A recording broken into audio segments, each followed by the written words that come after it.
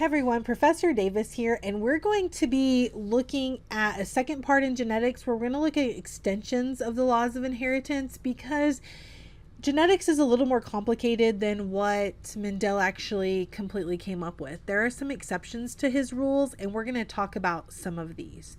And so as we dive in, there'll be a couple of things that we'll be looking at that make genetics just a little more difficult. The big thing here is there are some variations of Mendelian genetics. Gene expression is not always as simple as he was able to find that the genes were that he was studying in the pea plants. Two genes are responsible for a single trait could be true, or if the dominant allele is present, that trait will be expressed, may be true. But these two things are not exclusive. They don't happen all the time. Sometimes there are more than two genes that are responsible. Sometimes the dominant is not the one that you completely see. And so we're going to take a deeper look at this. And here's some examples. And with this is just showing you that there can be lots of different variation, and we're going to be looking at why this variation may occur. So a given gene may have more than two alleles. An example is coat color in rabbits. They have actually 4 different alleles that could be present in a rabbit. So all are going to be Netherland dwarfs when we talk about the type of rabbit, but the different combos of the 2 alleles, like because they are going to have 4, they're got to get 2 of the 4. These are going to give us a lot of different combinations for their coat color. Multiple alleles can increase the number of possible phenotypes that are present. And this does still have a dominance hierarchy. When multiple alleles are present, certain alleles will be expressed over others. So there's still a dominant recessive effect that's here. And so I want to give you a little kind of idea. If we look at this, you could have a dark gray type of rabbit. These are going to be seen if there is a capital C. So it doesn't matter what the other variation is in the coat. If a capital C is present, you're definitely going to see the dark gray. However, if you see C with 2, they kind of do it with the 2 little h's to mean chinchilla, you will get this kind of ash gray color. Light gray is going to be if the chinchilla is present with some point restrictions. That's where the CH comes in, or if the completely recessive is present.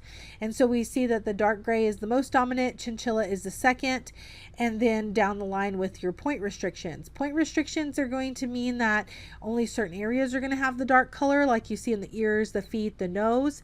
And then albino is the completely recessive with the 2 little c's. Okay, so this gives you with multiple alleles and variation that's happening in the coat color. Another thing that can be a little different is called incomplete dominance. And guys, this is what was seen in what they use a lot of times with that blending theory we talked about back in the last video. But this is where you get a red flower, it's going to be crossed with a white flower, and you get pink flowers. When the phenotype is a mixture of the parents' phenotypes, this is what we call incomplete dominance. So neither allele is fully dominant over the other. Okay, so red's not necessarily completely dominant over white. And so the dominant allele does not fully mask the recessive. So there appears to be a blending that takes place.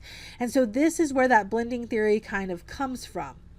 But this is not due to the fact that they just mix. It just means that there's no true dominant or recessive allele.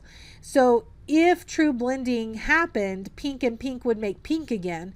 But we saw that if you were to cross a pink with another pink, you still could get red and white back.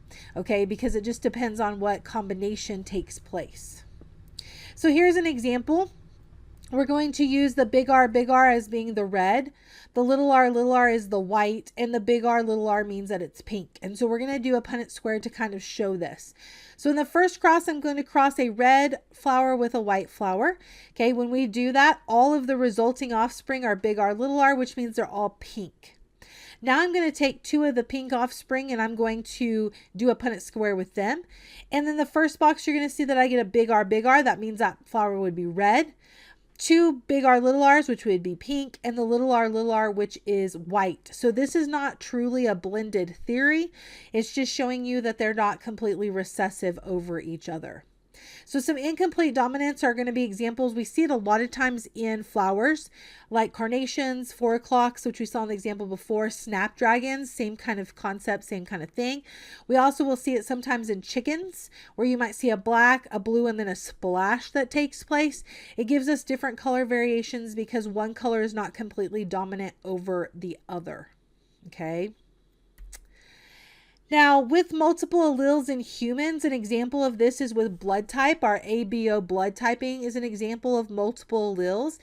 This is going to be where genes have more than 2 allelic variations. So individuals only carry 2, but there are more choices, okay, besides just 2.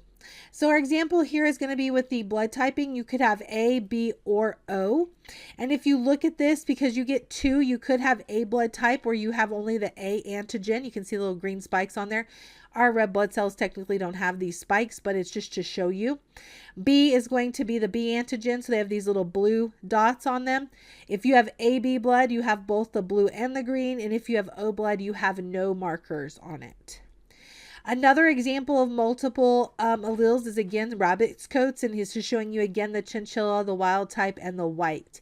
It gives you multiple options or variations that are present. So another thing that we see with the AB blood typing in humans is codominance. So not only do you have what we would consider multiple alleles, you also have codominance. This means that both alleles are fully expressed, and you see this in the AB blood type. If A and B are both present, they are both dominant, which means they are both being expressed. This is why you saw on the red blood cell, it had the blue and the green little dots on it, and that showed you that they contain both. So this is an example of what we consider codominance. So an example here when we look at it, and break it down, if you have the A phenotype, you either have what we would consider the AA blood type, 2 of the A's, or you have the A and the O, because the O is the completely recessive and it's only expressed if there are 2 O's. If you have B blood type, you're either BB or BO. If you have AB blood type, it is AB, and if you have O blood type, it is just OO. Okay, so this is how this idea of codominance works here in the AB blood type. So let's do an example here where we're going to cross 2 parents who have different blood types. We have an A blood type and we have a B blood type, but they are both carriers for O. So we're going to do our Punnett square. We're still going to set it up the same way where you separate the alleles. So you have A separated away from O and B away from O. And in our first box, you have AB.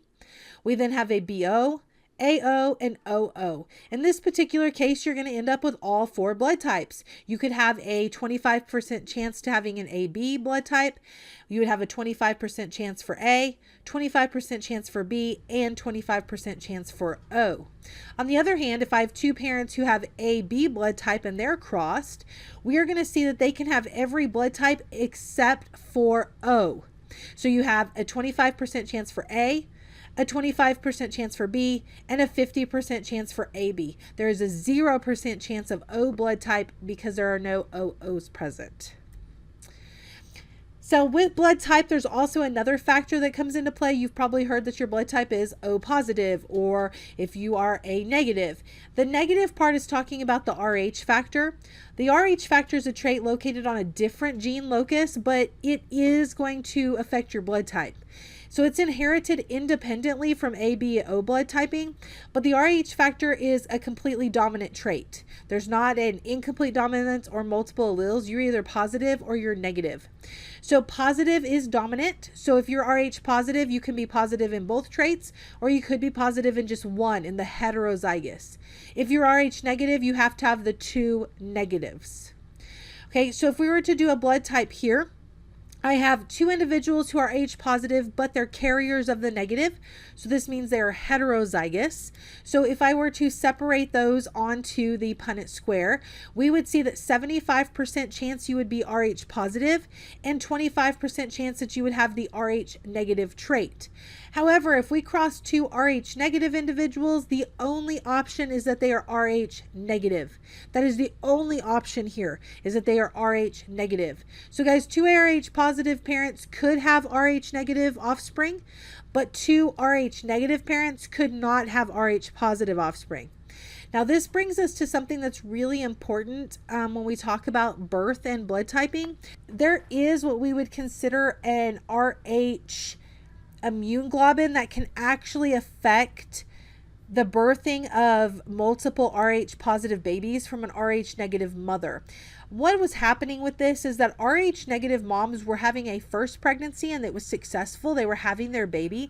And then after that, they were having miscarriage after miscarriage after miscarriage. And come to find out, what was happening is that their first child was actually Rh positive due to their spouse or the other parent. And so because of that, this caused the mom, when birth happened and there's a mixing of mom and baby's blood for a little bit, the mom's body takes care of any of the extra blood that doesn't belong to her. And if the baby's blood was positive and she was negative, her body would create antibodies against Rh positive blood. So if the next baby was Rh positive, then her body would attack that child in the womb and it would cause a miscarriage to occur. And so because of this, they actually developed a type of shot, which is called a RhoGAM shot, that they give to Rh negative moms, where they borrow antibodies. They don't make them, they borrow them.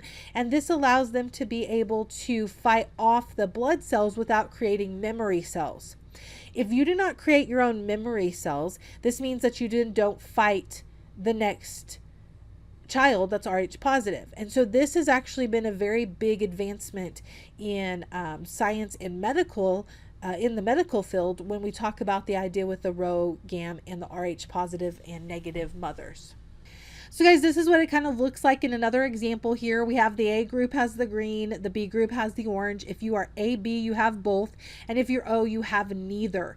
This means that in your blood, you could have, if you're type A, you have anti-B. You cannot get B blood or AB blood because your body would attack it. On the other hand, you also have, if you are B, you have anti-A, which will attack A. Okay, so it'll attack A if you get A blood or AB blood. And so in this particular case, guys, we see that the O is the universal donor.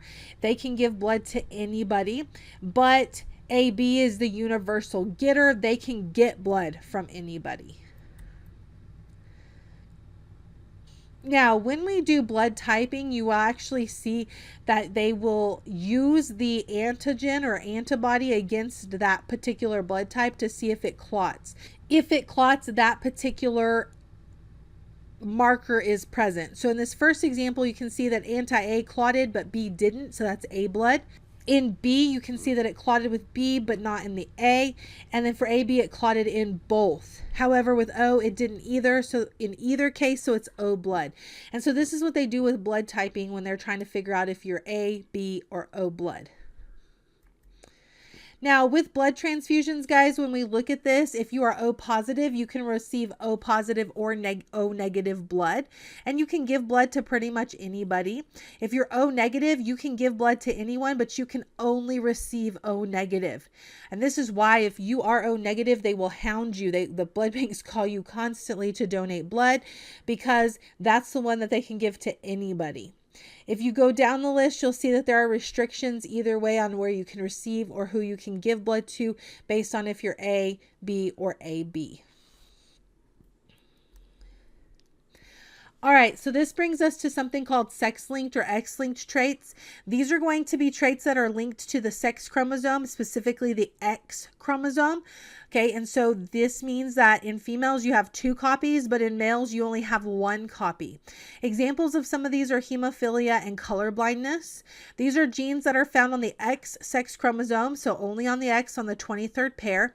And 2 types of chromosomes are found in animals, autosomes and sex chromosomes, which we talked more about in a previous video. But guys, when we look at this, you have 44ths in your somatic cells when we talk about the homologs or the autosomes, which means you have 22 in the gametes because you have half. In the sex chromosomes, you have 2, whether you're XX or XY, and in the gamete, there's only going to be 1 located because then when they fuse together, this is what fuses when the egg and sperm come together to make the new individual.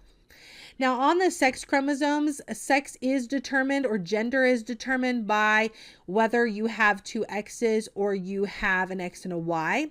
So XX is female, whereas XY is male. And this is the only non-homologous pair of chromosomes in the entire genome. Y is what gives maleness. Not only is the sex of the offspring carried on these sex chromosomes, but it's also going to carry other traits. And this is why they're considered sex-linked, because they're carried on these chromosomes.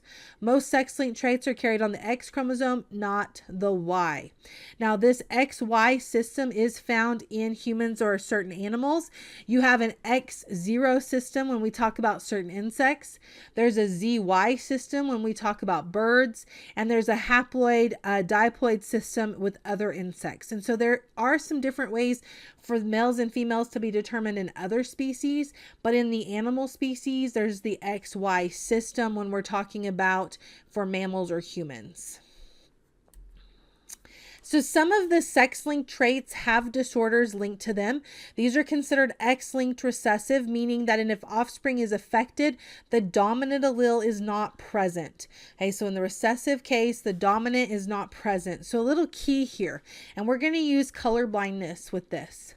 Females who have normal vision are going to be XX because they're females and they have the dominant trait, the capital B here. So they have normal vision, females. However, a female can also have normal vision but be a carrier. This is where they're XX, but they have a dominant trait with a recessive.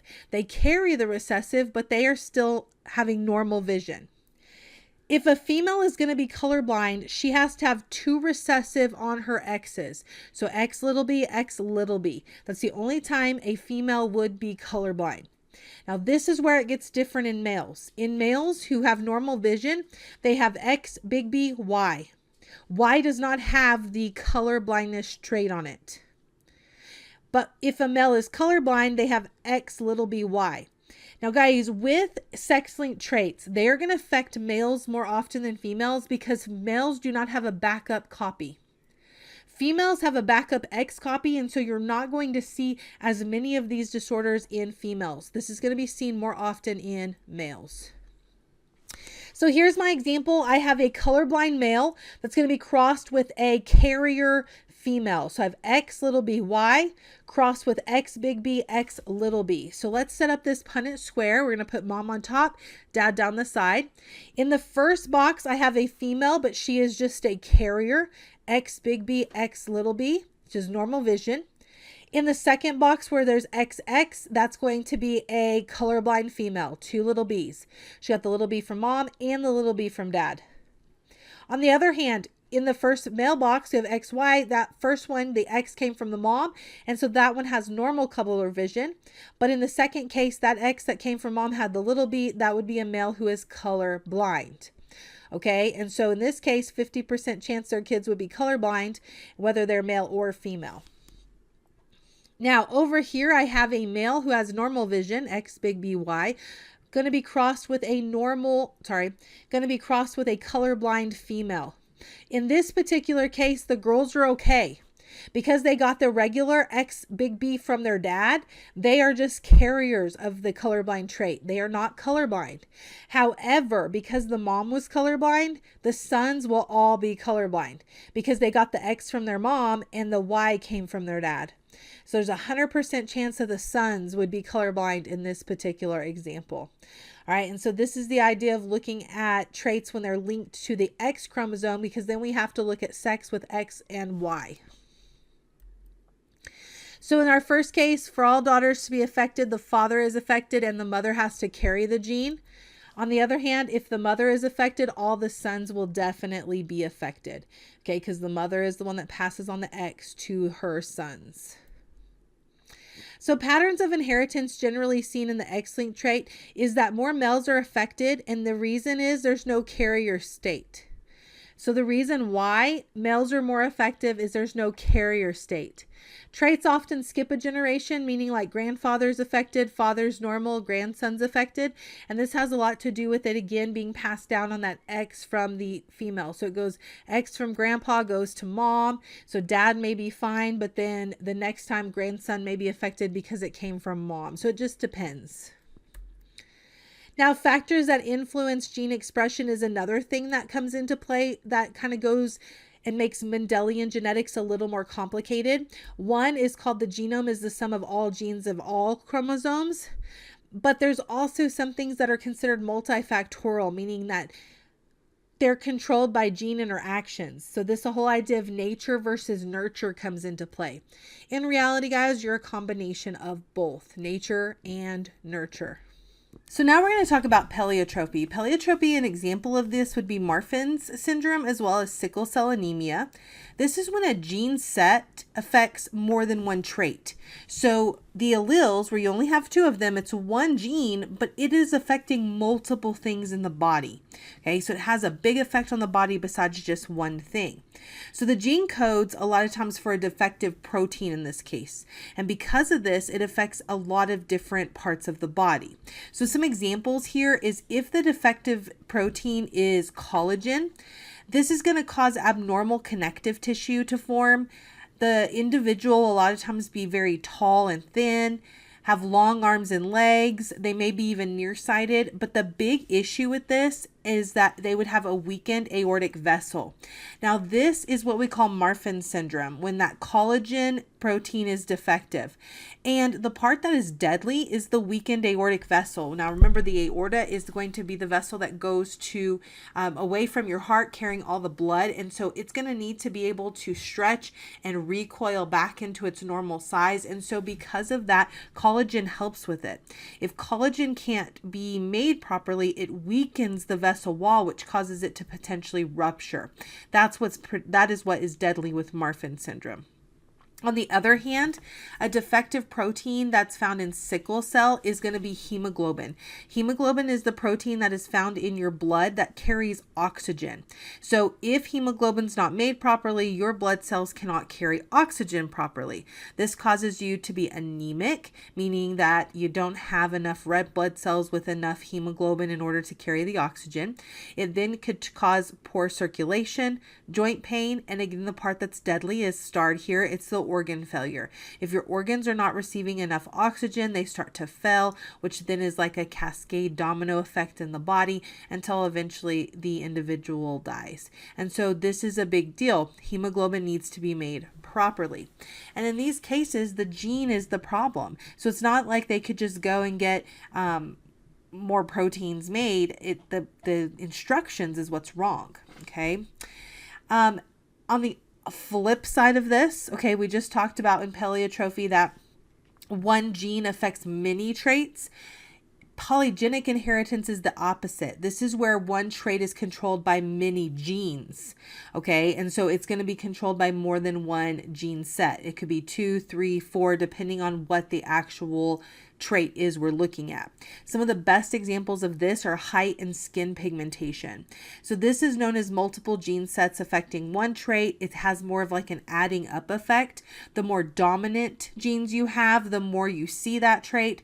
If you have more recessive traits, then you would see the opposite. So it's usually going to also be a multifactorial trait, meaning that it's subject to environmental influence, especially when we talk about height. Your height is affected by your diet, your nutrition, and all that stuff while you're growing, because if you don't have proper nutrition during growing phases, then your bones are not going to grow as long as they could, even though your genetics say they should. Same thing with skin pigmentation. There are environmental factors that can make your skin darker in the sense of with sun. And so this is just looking at the fact, though, that there is a genetic basis.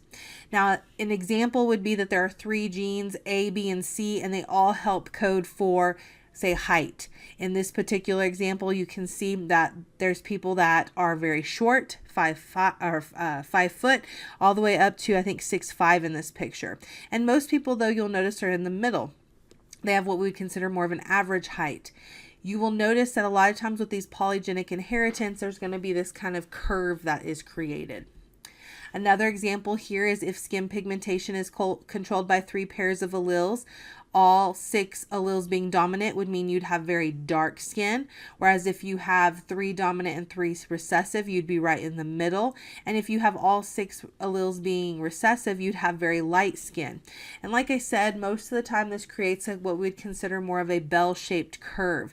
So statistically, when you plot a phenotypic trait that have these multiple genes, that code for it, polygenic, you do see that it's going to be this bell-shaped curve. These traits that you see are in a large variation within the population, and that's why we have this kind of shape, all right, because you have a lot of variety. So anytime there's a trait that kind of goes across and you have a big variation that's present, it's probably a polygenic trait.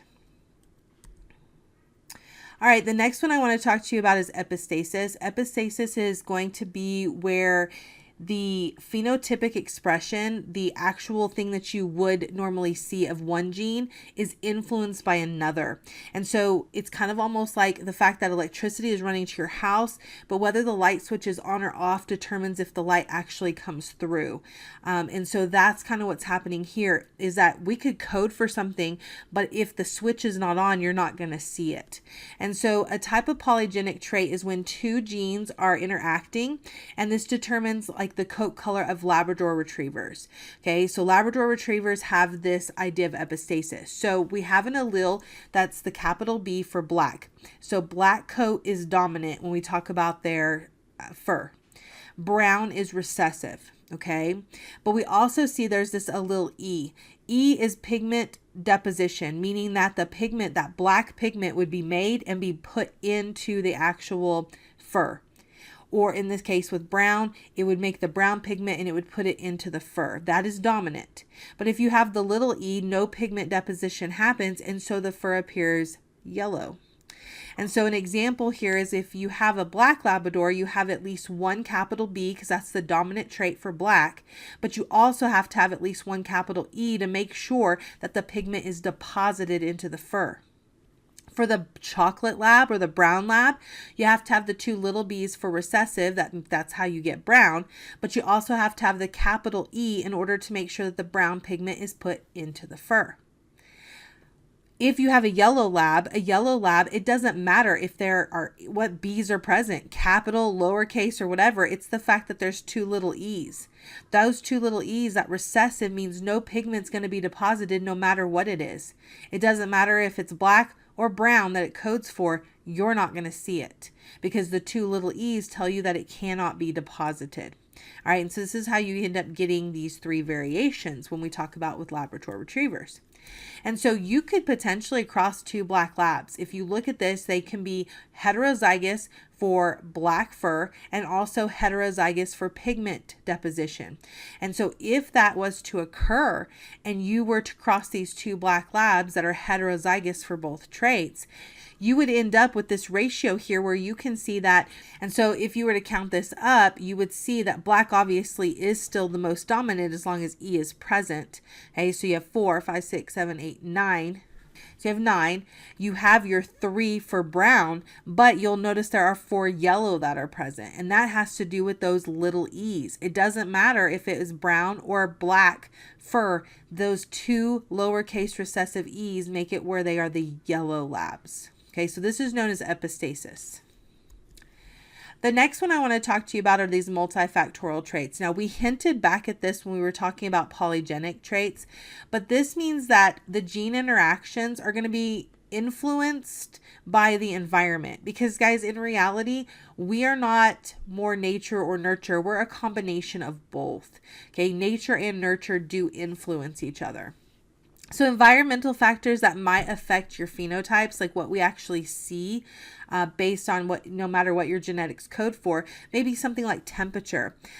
In Himalayan rabbits or Siamese cats, coat coloration in the sense of the deposition of the pigment is based on lower temperatures. So temperatures in their extremities, like their ears, their nose, their paws, they're going to have the darker color gene expressed, whereas the warmer parts of their body, you don't see it. And so temperature influences it. Also, another one could be diet. Diet's going to influence us, especially when it comes to height. If you don't get enough vitamin D and calcium while you're growing, your bones actually will get soft, and that's what we call rickets in children. And so it causes a bending of the bones, which ultimately does affect your height. Drugs can also affect this, especially when we talk about in utero and fetal development, is that particular child may be born without an arm or with their hand attached to their shoulder or something like that, where their genetics show that they should be completely normal, but due to a drug interaction while the woman was pregnant, something that she took that she probably shouldn't have, could cause those birth defects. Okay, and so examples of this would be things like Accutane or thalidomide. Those are examples, and these drugs are known as being tetragenic because they can influence and cause mutations during pregnancy. Now, some polygenic disorders that again are environmentally influenced are going to be things like cleft lip or palate, where the top of the mouth doesn't fuse properly. And we see that even the lip may not fuse together properly. It causes issues with eating for a child. It is something though that if they can overcome the issues with eating and feeding as a baby, they can grow up with that, and it's more of a cosmetic issue. But we do see that it could be present. That's not really genetically based. It's normally environmentally influenced. Same thing with a club foot. Diabetes, be influenced by your environment. Hypertension, blood pressure. Allergies, okay, because again, they can be triggered by that. It's your immune system being overly sensitive. Cancer is influenced by the environment. A lot of things can cause cancer. We talked about that in a previous video, that they're carcinogens, meaning they can cause cancer, mutating your DNA when your DNA was fine before. And then the last three here, guys, was schizophrenia, alcoholism, and phobias. These are difficult to determine the actual degree of the genetic control on these because they are behavioral traits. And a lot of our behavioral traits are going to be more influenced by our environment than they are our genetics.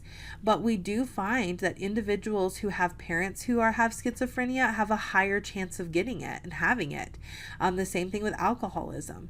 And so this is why they're put in here, because they are environmentally influenced. They probably have a stronger environmental influence than some of these others, but they do have a little bit of a genetic base as well. And we'll hit a little bit more on them on the next video.